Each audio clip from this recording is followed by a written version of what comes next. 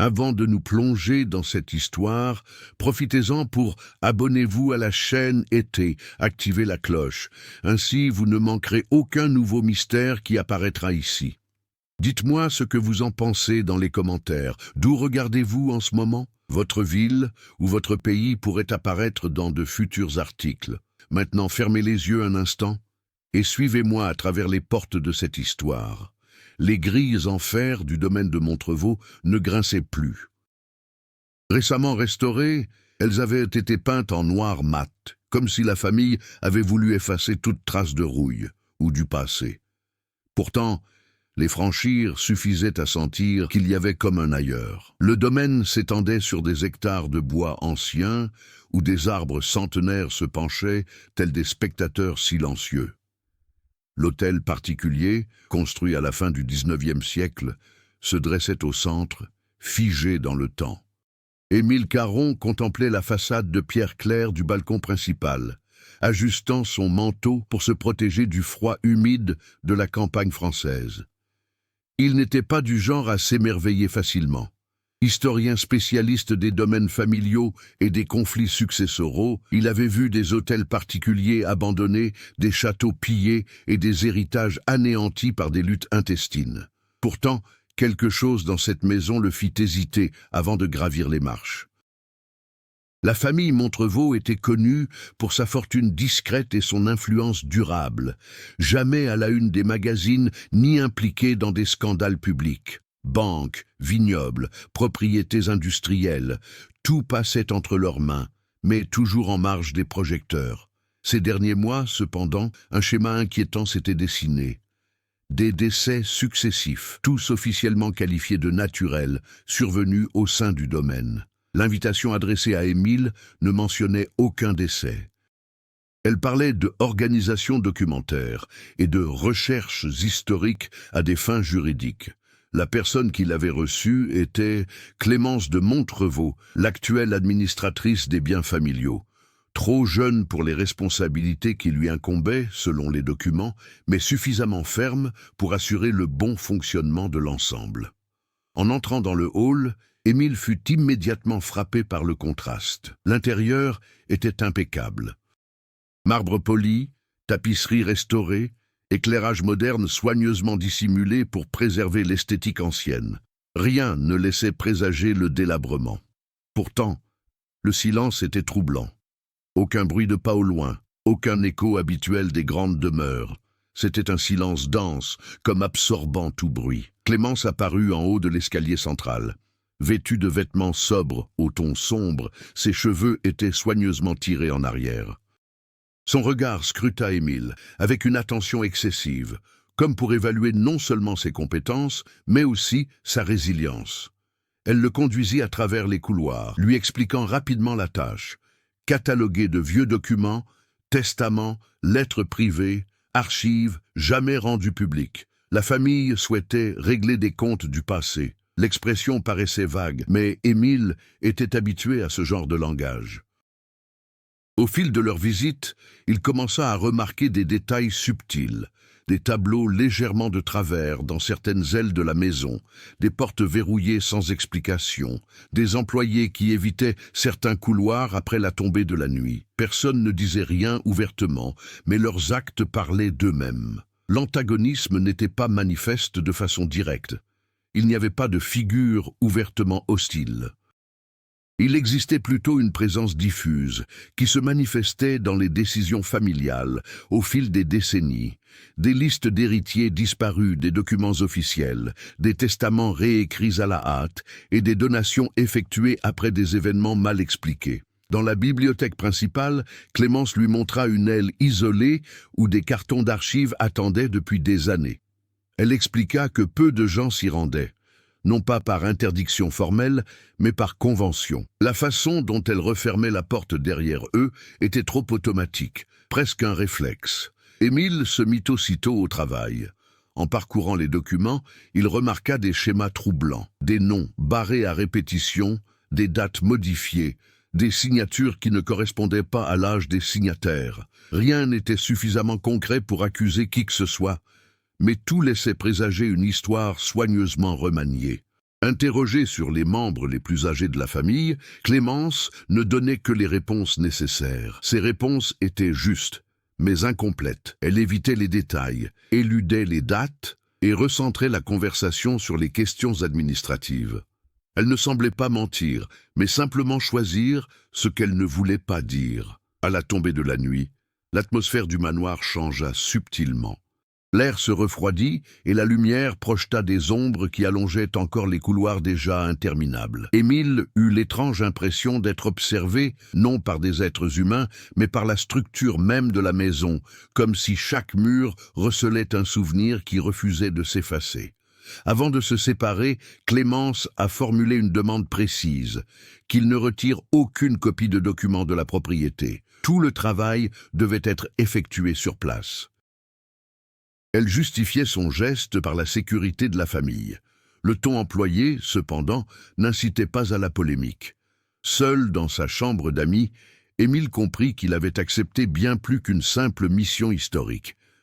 Un secret était enfoui dans l'histoire de la famille Montrevaux, un secret que la richesse avait dissimulé pendant des générations. Et pour la première fois depuis des années, il n'était plus certain que la découverte de cette vérité relèverait d'une simple affaire professionnelle ou d'une erreur irréparable. Les jours suivants, Émile comprit que l'hôtel particulier de Montrevaux fonctionnait non seulement comme une résidence, mais comme une véritable institution, régie par ses propres règles. Le rythme de la maison était dicté par des habitudes ancestrales, perpétuées davantage par tradition que par nécessité. Le petit déjeuner était toujours servi à la même heure, par un personnel qui semblait connaître chaque recoin de la maison. Les repas se déroulaient dans un silence quasi cérémonial, et toute tentative de conversation prolongée était discrètement découragée. Le paysage environnant la propriété renforçait ce sentiment d'isolement. Le village le plus proche se trouvait à près de 20 minutes de route, au bout d'un chemin sinueux, entouré de champs cultivés et de petits vignobles hérités des générations précédentes. Les habitants parlaient de la famille Montrevaux, avec un respect discret, mais aussi avec prudence. Il n'y avait aucune hostilité, seulement un consensus tacite. Certains sujets n'étaient pas à aborder. Quand Émile mentionna le nom de famille, la conversation changea de ton, comme si chacun partageait un souvenir collectif que personne ne souhaitait raviver. Clémence se révéla plus complexe qu'il n'y paraissait. Malgré son attitude ferme et son objectivité constante, de petits gestes trahissaient une tension permanente. Elle dormait peu, arpentait la maison à des heures irrégulières et semblait porter le poids des décisions prises avant elle. Bien qu'administratrice officielle des biens, elle n'agissait pas comme si elle détenait un contrôle absolu. Ses choix étaient soumis à des limites invisibles, des contraintes imposées par quelque chose qui n'était consigné ni dans les contrats, ni dans les documents légaux. D'autres membres de la famille vivaient encore dans le manoir, mais ils apparaissaient rarement ensemble.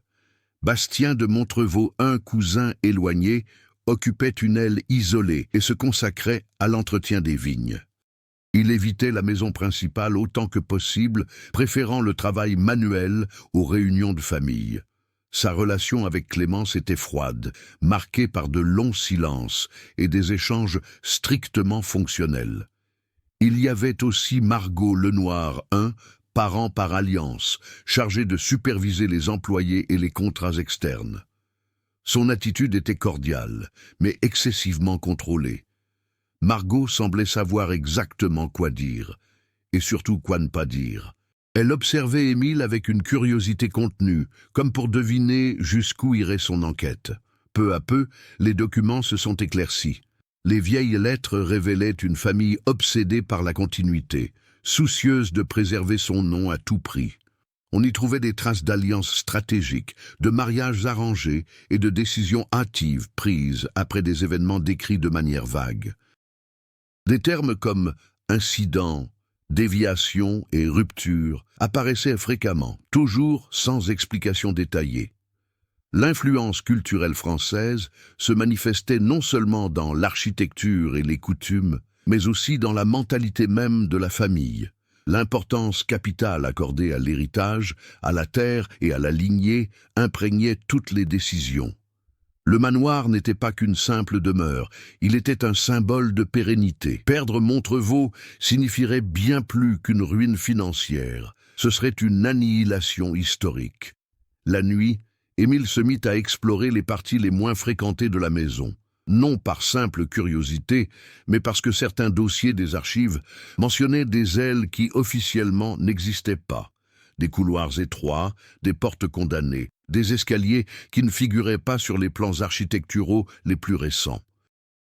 La maison avait été rénovée à plusieurs reprises, toujours sous prétexte de modernisation, mais il semblait y avoir un effort constant pour effacer certains éléments de sa structure d'origine. Interrogés, les employés détournaient le regard ou donnaient des réponses vagues. Certains travaillaient là depuis des décennies, d'autres avaient été embauchés récemment, remplaçant des employés de longue date qui, selon eux, ne s'étaient pas adaptés. Personne n'a évoqué de licenciement ni de mutation, juste des disparitions discrètes de la vie quotidienne du manoir. L'antagonisme sous-jacent à cette histoire se précisait sans pour autant se définir clairement.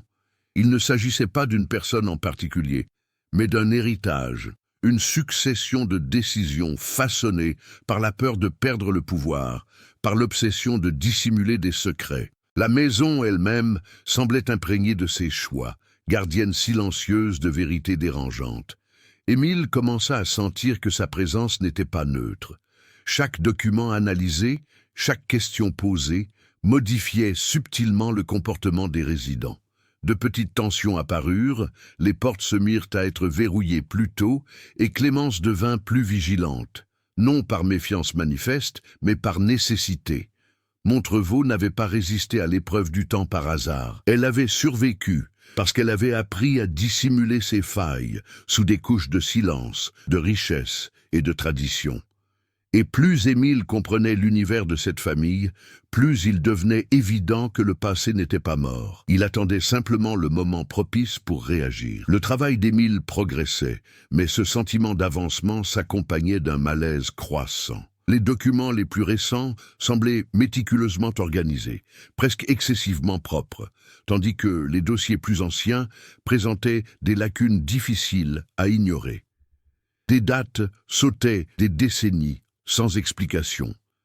Des actes de naissance apparaissaient sans acte de décès correspondant. Certains noms n'apparaissaient qu'une seule fois, comme s'ils avaient été délibérément effacés de l'histoire familiale.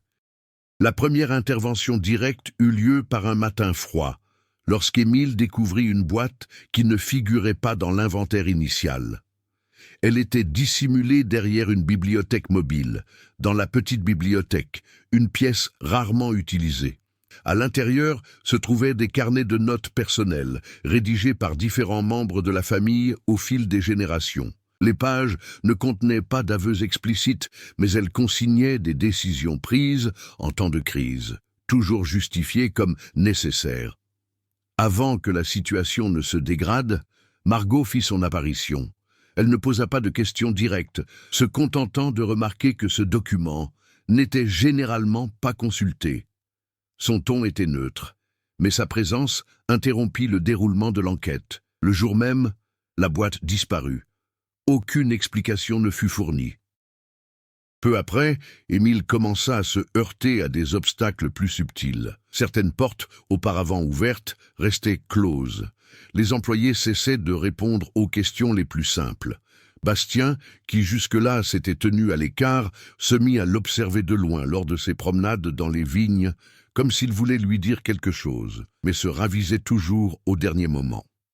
Le conflit prit une nouvelle tournure lorsqu'Émile constata que les travaux de rénovation du manoir coïncidaient avec des périodes de décès ou de disparition de membres de sa famille. Chaque fois qu'un événement hors de contrôle survenait, une aile était condamnée, un escalier démoli, une cave scellée. L'architecture était instrumentalisée pour effacer les souvenirs. Une nuit, en recoupant de vieux plans et des lettres privées, Émile découvrit un passage étroit derrière un panneau de bois dans le couloir nord. Il n'y avait ni panneau ni serrure apparente. Seules des marques au sol indiquaient que le mur avait été fréquemment ouvert par le passé. Il ne s'y engagea pas sur le champ, mais la simple découverte de ce passage confirma ses soupçons. La maison recelait bien plus que de simples documents. Le comportement de Clémence changea également. Elle commença à exiger des rapports plus détaillés, demandant à savoir précisément ce qui avait été analysé chaque jour. Son attitude, autrefois purement administrative, devint défensive. Par moments, elle semblait même remettre en question sa propre décision d'avoir embauché Émile. Le conflit familial commença à se manifester concrètement. Un employé de longue date démissionna brutalement, ne laissant derrière lui qu'un mot vague. La même semaine, Bastien fut victime d'un accident dans les vignes, officiellement considéré comme une simple chute. L'incident fut rapidement classé, mais Émile remarqua la précipitation avec laquelle toute enquête plus approfondie avait été écartée. Les personnages secondaires commencèrent à influencer directement le déroulement de l'intrigue. Margot, par exemple, commença à restreindre l'accès d'Émile à certains dossiers sous prétexte de réorganisation. Bastien, même blessé, tenta de le prévenir indirectement en lui disant que certaines histoires ne survivent pas à la parole. La tension montait à mesure qu'Émile rassemblait les fragments d'une vérité troublante. Il ne s'agissait pas d'une tragédie isolée, mais d'un schéma récurrent. La famille Montrevaux semblait réagir de la même manière chaque fois que quelqu'un menaçait de rompre le silence. Isolement, délégitimation et finalement disparition symbolique ou littérale. L'antagonisme se manifestait désormais clairement. Il ne s'agissait plus seulement du passé, mais de personnes vivantes, déterminées à préserver un héritage à tout prix. Chaque initiative d'Émile provoquait une réaction proportionnelle, comme si la maison et ses habitants s'adaptaient automatiquement pour contenir la menace.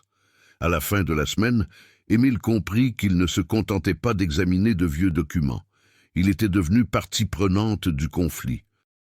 Et à ce stade, il lui était impossible de reculer sans provoquer des conséquences plus graves encore que celles qu'il cherchait à mettre au jour. Au fil des recherches, Émile comprit que le temps, loin d'être un allié silencieux, jouait désormais contre lui. Le contrat signé avec la famille Montrevaux était à durée déterminée, et Clémence commença à évoquer avec une fréquence calculée la nécessité de terminer les travaux plus tôt que prévu. Il ne s'agissait pas d'une exigence formelle, mais d'une pression constante, omniprésente dans les conversations quotidiennes et les décisions administratives. L'une des intrigues secondaires les plus évidentes concernait Bastien. Lors d'une visite impromptue dans la chambre où il se remettait de son accident, Émile découvrit des traces indiquant que son cousin conservait ses propres archives sur l'histoire familiale. Il ne s'agissait pas de documents officiels, mais de notes personnelles, de plans dessinés à la main et de références à des parties du manoir qui ne figuraient sur aucun plan récent. Bastien ne donna aucune explication détaillée, se contentant d'indiquer qu'il y avait des endroits qu'il ne fallait jamais fermer.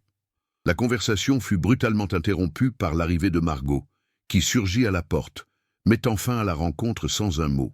Une autre source de complexité surgit du côté du personnel. Émile commença à remarquer un roulement de personnel rapide, surtout parmi ceux affectés aux ailes les plus anciennes de la maison. Certains disparaissaient sans prévenir de la vie quotidienne du manoir, tandis que de nouveaux employés arrivaient sans connaître l'histoire des lieux. Ce roulement n'était pas fortuit. Il servait à empêcher la formation d'une mémoire collective. La maison restait fonctionnelle, mais privée de témoins permanents. Entre-temps, Émile commença à être discrètement suivi. Non pas par une personne en particulier, mais par une surveillance diffuse. Les portes se fermaient aussitôt après son passage, les lumières s'éteignaient dans les couloirs qu'il venait de traverser et des documents disparaissaient des bureaux dès qu'il s'absentait, même quelques minutes. Chaque action semblait calculée pour instaurer un climat d'insécurité sans provoquer de confrontation directe. La pression du temps s'est intensifiée lorsque Clémence a annoncé l'arrivée imminente de consultants juridiques externes. Officiellement, il devait examiner les dossiers afin de finaliser la restructuration du patrimoine. En pratique, Émile savait que sa présence deviendrait superflue dès que les points les plus sensibles seraient réévalués. l'échéance était non négociable. Entre-temps, Margot s'impliqua davantage. Elle commença à contrôler les horaires, à restreindre les déplacements internes et à exiger un accompagnement dans des zones auparavant librement accessibles. Elle justifiait cela par la sécurité des lieux. Mais en réalité, l'enquête fut progressivement entravée. Une intrigue secondaire, restée secrète, se dessinait à la lecture des lettres personnelles qu'Émile avait découvertes avant leur retrait de la circulation. Il commença à percevoir des liens entre des décès passés et des décisions prises par des conseils familiaux informels, toujours composés des mêmes personnes. Ces conseils n'apparaissaient jamais dans les documents officiels, mais leurs décisions influençaient le destin des plus jeunes membres de la famille. Le manoir, à son tour, devint un personnage à part entière. Durant la nuit, des bruits de mouvement se firent entendre dans des zones censées être scellées. Il ne s'agissait pas de bruits inexplicables ou surnaturels, mais de pas humains, de mouvements calculés. Quelqu'un empruntait d'anciens passages, connus de quelques rares personnes seulement. Cela confirmait que les secrets n'étaient pas seulement enfouis dans le passé, ils étaient encore actifs au présent. Les intrigues secondaires convergeaient vers un seul point, la maîtrise absolue du récit familial. Bastien incarnait le doute intérieur, les employés, l'effacement de la mémoire. Margot, la mise en œuvre concrète des décisions. Clémence, le lien entre tradition et survie. En comprenant ces liens, Émile réalisa que le moindre faux pas pourrait précipiter son départ, voire pire. Le temps pressait et le silence se refermait inexorablement sur lui. Le conflit principal n'était plus seulement la recherche de la vérité, c'était devenu une course contre la montre face à un système qui se réorganisait pour l'évincer avant qu'il n'atteigne le cœur du secret. L'avertissement fut brutal. Peu après le dîner, Clémence l'informa que les conseillers juridiques arriveraient le lendemain matin et que le travail d'Émile serait bouclé en 48 heures. La décision était prise. Aucune négociation n'était envisageable. Seule une explication administrative s'imposait. Ce délai serré transformait chaque heure restante en un risque calculé. Ce même soir, Bastien alla voir Émile, pour la première fois sans hésiter. Il n'emprunta pas les couloirs principaux et ne demanda pas la permission. Il sortit par une porte latérale de l'aile ancienne, visiblement agitée. Il lui tendit un petit carnet relié cuir, usé par le temps.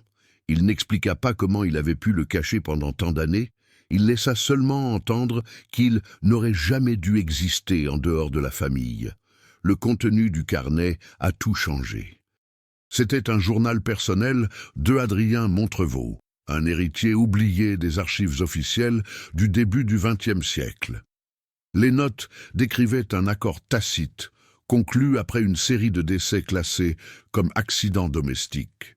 Ce pacte ne relevait ni de rituels, ni de croyances mystiques, mais de décisions froides. Quiconque menaçait de révéler les faiblesses de la famille devait être isolé, discrédité ou exclu de la vie sociale. La maison, au fil de ses rénovations successives, était devenue le principal instrument de ce contrôle. La révélation la plus troublante, cependant, se trouvait à la fin du carnet. Adrien n'était pas mort.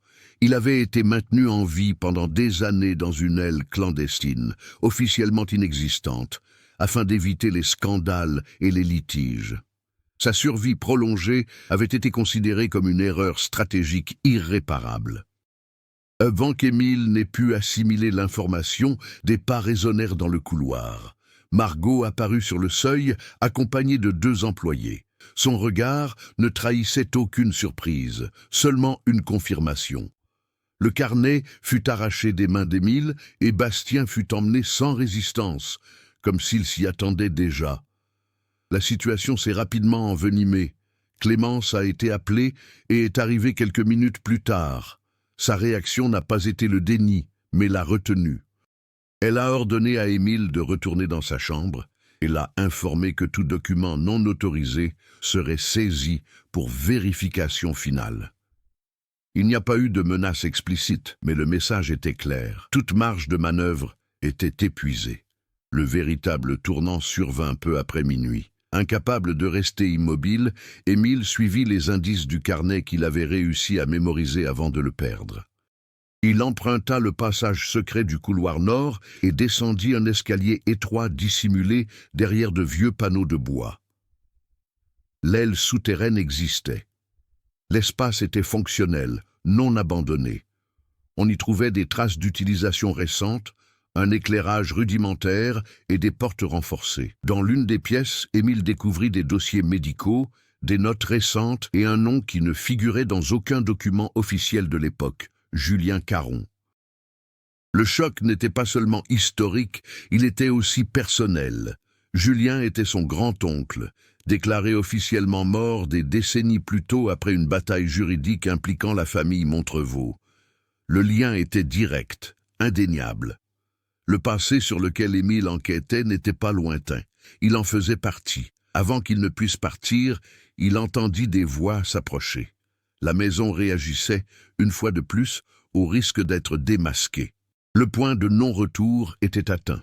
L'enquête avait cessé d'être professionnelle et était devenue une menace directe pour le système qui avait fait prospérer la famille Montrevaux pendant des générations. La réaction de la famille Montrevaux fut immédiate et silencieuse.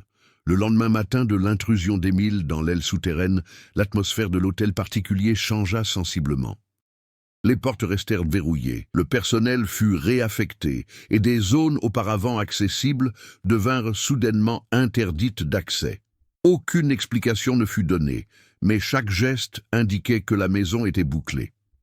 Clémence prit les rênes de l'entreprise. Elle annula les réunions externes, reporta l'arrivée des conseillers juridiques et annonça que le travail d'Émile serait réévalué. Cette décision ne lui fut pas favorable. Au contraire, elle le maintint sous surveillance constante. 2 employés commencèrent à l'accompagner discrètement, prétextant un soutien logistique. Margot intensifia ses efforts. Elle ordonna le retrait d'archives entières de la bibliothèque et supervisa personnellement la mise sous scellé des cartons de documents. Rien ne fut officiellement détruit, mais tout élément susceptible d'établir des liens directs fut mis hors d'atteinte. Le récit se réorganisait en temps réel. Bastien disparut du quotidien du manoir. Sa chambre fut vidée en quelques heures, comme si elle n'avait jamais été occupée. Dans les vignes, on attribua son absence à un séjour de convalescence. Personne ne prononça son nom, et toute tentative de l'interroger se heurta à un silence absolu. Émile devint alors la nouvelle cible du système. Ses déplacements étaient enregistrés, son emploi du temps établi, ses interactions limitées. Aucune menace explicite n'était proférée, mais le message était sans équivoque. Sa présence était imposée par la tolérance, non par choix. Le manoir, qu'il avait auparavant observé, l'encerclait désormais. Les conséquences s'étendirent au-delà de la propriété. Le réseau téléphonique devint instable, l'accès à Internet fut restreint sous de faux prétextes techniques et toute communication extérieure nécessitait une autorisation préalable. L'isolement, auparavant géographique, était devenu délibéré. Clémence a fini par le confronter, non pas pour nier les faits, mais pour fixer des limites. Elle a expliqué que certaines structures existaient pour protéger plus de gens que leur nuire. Elle n'a cité aucun nom, ni évoqué de décision passée. Elle a simplement fait comprendre que toute tentative de révélation entraînerait des représailles proportionnées. Son attitude n'était pas celle d'une personne malveillante, mais celle de quelqu'un qui gère un héritage qu'elle n'a pas choisi. Entre-temps, les traces de l'aile souterraine commencèrent à disparaître. Les dossiers médicaux furent retirés, le matériel démonté, les portes blindées refermées. L'espace était effacé avec une efficacité quasi industrielle. La maison réparait la faille. Émile comprit que la plus grande conséquence n'était pas le risque physique immédiat, mais la neutralisation progressive de son autonomie. Chaque réaction de sa famille visait à réduire sa capacité d'agir, non à l'éliminer. Il était plus utile contrôler que confronter. Le conflit avait franchi un nouveau cap. La vérité avait été confirmée, mais non révélée. Les rouages étaient enclenchés, s'ajustant pour maintenir l'équilibre du système. Et Émile comprit que désormais, le moindre faux pas ne se contenterait pas de susciter de la résistance. Il provoquerait une riposte décisive. Les restrictions imposées par la famille Montrevaux n'ont pas immobilisé Émile. Elles l'ont contraint à changer de méthode. Privé d'accès direct aux archives et surveillé dans ses moindres faits et gestes, il a commencé à agir dans les limites qui lui restaient. Il observait les routines, identifiait les schémas et prenait note des horaires. L'historien a cédé la place aux stratèges. La première étape consista à accepter les apparences de la coopération. Émile réduisit le nombre de questions, rendit des comptes rendus neutres et commença à toujours terminer son travail à temps. Le changement fut notable. La surveillance devint moins manifeste, non par confiance, mais par souci d'économie. C'était l'espace dont il avait besoin. Parallèlement, il entreprit de reconstituer l'histoire oubliée de Julien Caron à partir de sources indirectes. De vieilles factures, des ordonnances médicales et des contrats d'entretien révélaient des dépenses régulières sur plusieurs décennies, toujours imputées à des infrastructures spéciales. Pris individuellement, ces montants semblaient incohérents, mais ensemble, ils suggéraient la présence continue d'une personne tenue à l'écart de la société. Émile commença lui aussi à retourner sa propre maison contre elle. Il décela des failles dans le système de surveillance, des moments où les ailes les plus âgées étaient momentanément sans surveillance, et des employés moins assidus à la discipline tacite de la famille. Il n'y avait pas de complicité flagrante, seulement de petites omissions qu'il apprit à exploiter. Un tournant décisif s'est produit lorsqu'il a rencontré un employé nouvellement embauché, Luc Perrin-Luc, responsable de l'entretien électrique, ignorait tout des codes implicites du manoir et traitait son travail comme n'importe quel autre. Sans demander d'aide directement, Émile engagea des conversations banales jusqu'à ce qu'il comprenne que des coupures de courant fréquentes se produisaient dans les ailes souterraines depuis quelques semaines. Il ne s'agissait pas de panne technique, mais d'arrêt programmé. L'évolution d'Émile devenait manifeste. Là où régnait autrefois une indignation contenue, il y avait désormais du calcul. Il ne cherchait plus à confronter Clémence ni Margot. Son objectif était passé de la dénonciation immédiate à la compréhension de l'étendue du système et à la recherche d'un point de rupture irrémédiable.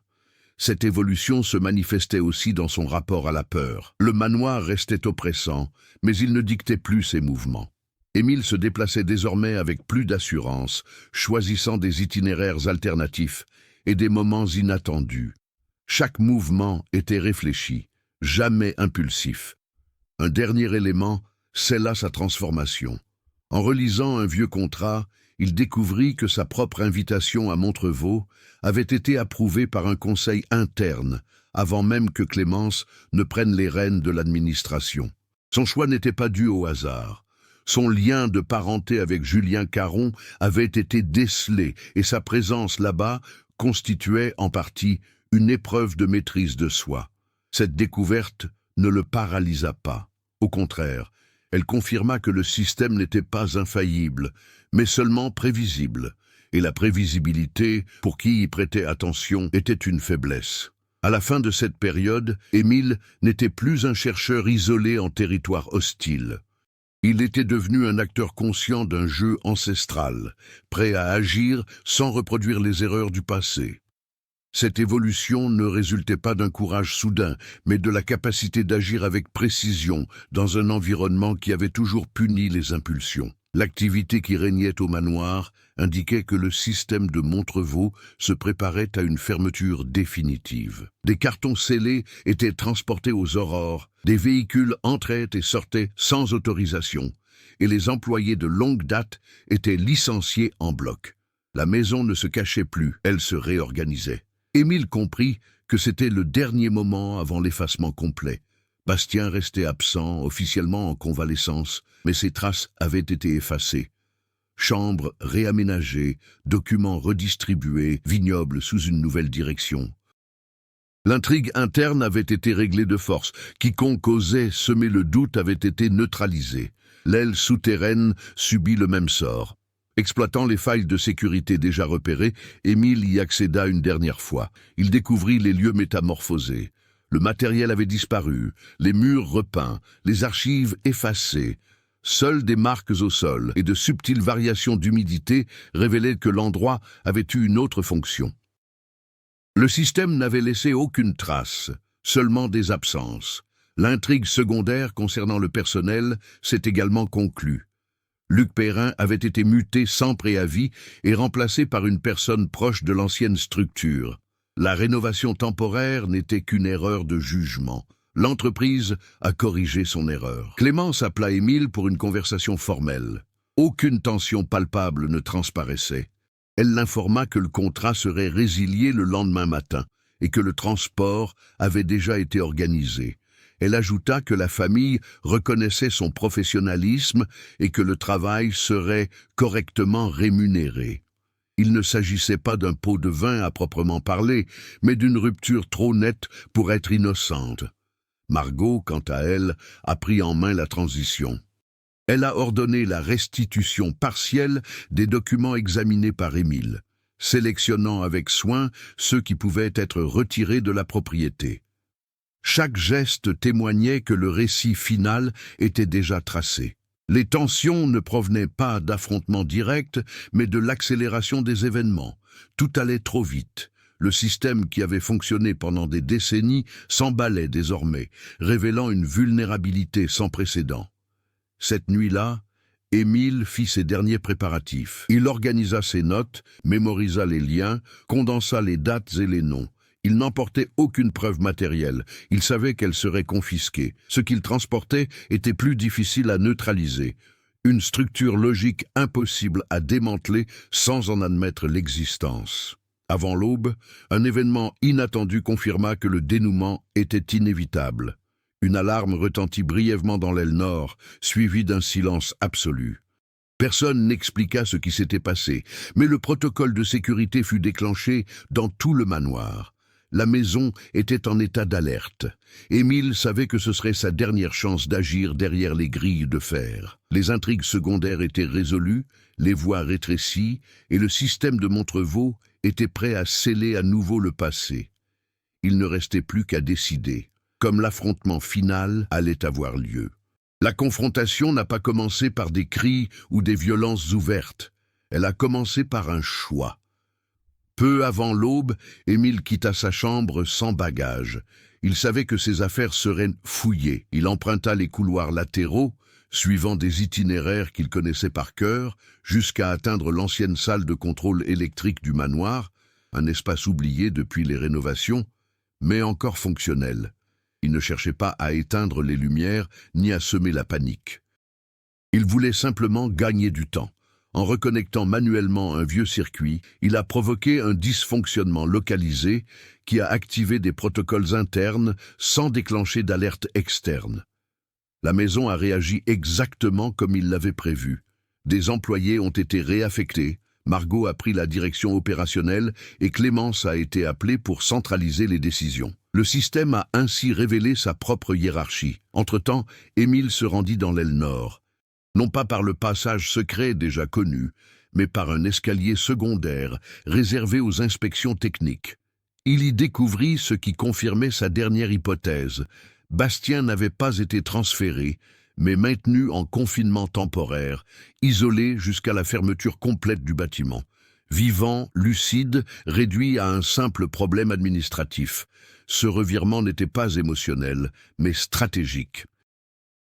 Au lieu de le libérer ou de confronter ses tuteurs, Émile a activé le seul point que le système ne pouvait neutraliser rapidement, la légalité extérieure. Utilisant un vieux téléphone d'urgence relié à une ligne distincte dédiée à son assurance habitation, il a déclenché une notification automatique liée à un dossier préétabli.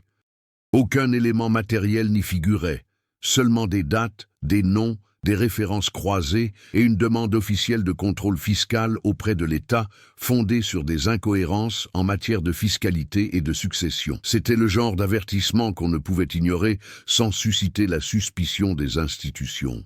Clémence arriva quelques minutes plus tard, seule, sans hostilité, juste fatiguée.